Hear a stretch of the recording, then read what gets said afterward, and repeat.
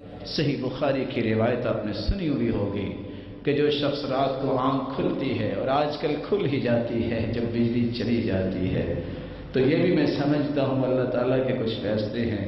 کوئی نہیں بھی اٹھنا چاہتا تہجد کے لیے، اللہ ایک مرتبہ اٹھا دیتے ہیں، پھر کسی کی مرضی ہے اللہ کی اور قریب ہو جائے۔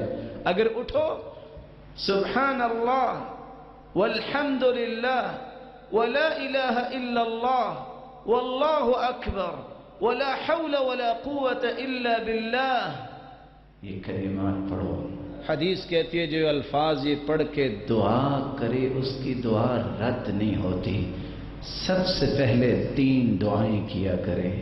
اللہ کے رسول جب کسی کے لیے دعا کرتے بدأ بنفسی، پہلے اپنے لیے دعا کرتے، تو آپ سب سے پہلے اٹھ کے دعا کیا کریں۔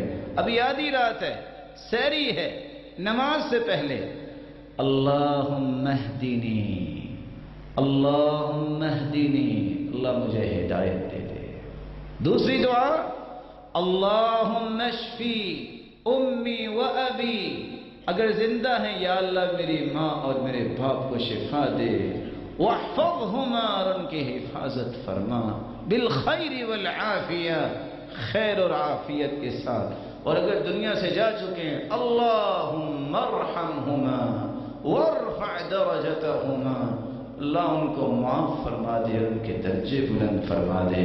اور تیسری دعا کبھی نہ بھولیے اللہم اصلح نیاتی و ذریاتی، یا اللہ میری نیتوں کو بھی ٹھیک کر دے، میری اولاد کو بھی ٹھیک کر دے۔